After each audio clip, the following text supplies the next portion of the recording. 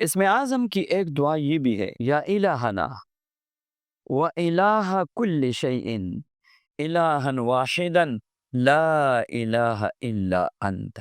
ان مبارک کلمات کے پڑھنے کے بعد آپ جو دعا کریں گے وہ دعا قبول ہوتی ہے، اور وظائف اور عملیات کی بنیاد پہ اگر کوئی آپ کا مشکل ہے، کوئی حاجت ہے، تو آپ مسلسل 3 دن روزے رکھے اور روزانہ اس دعا کو صبح و شام 313 مرتبہ توجہ کے ساتھ پڑھیے، اول و آخر 11 بار درود پاک کے ساتھ۔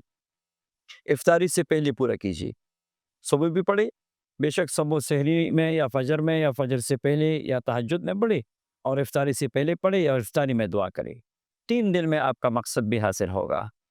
یا الہنا و الہ کل شیء الہا واحدا لا الہ الا انت۔ یہاں تک کہ بعض عاملین نے تسخیری موکلات اور جنات، مسلمین جنات کے لیے جب یہ عمل کیا تو اس کو تسخیر بھی مل گئی۔ دفینہ کے معلوم کرنے کے لیے عمل کیا، دفینہ کے بارے میں پتہ چلا۔ کسی گمشدہ کے لیے عمل کیا، اللہ پاک نے اس کو پیدا کیا۔ اور کسی خاص مقصد، رشتہ ہے، عہدہ ہے، جس کے لیے عمل کیا، اللہ پاک نے کبھی نامراد نہیں کیا۔ یا الہنا و الہ کل شیء الہا واحدا لا الہ الا انت، ویسی بھی اسم اعظم ہے۔ جب آپ ایک دفعہ بھی پڑھیں گے نا دعا میں اور دعا کریں گے، اللہ تبارک و تعالی آپ کی دعا کو قبول فرمائیں گے۔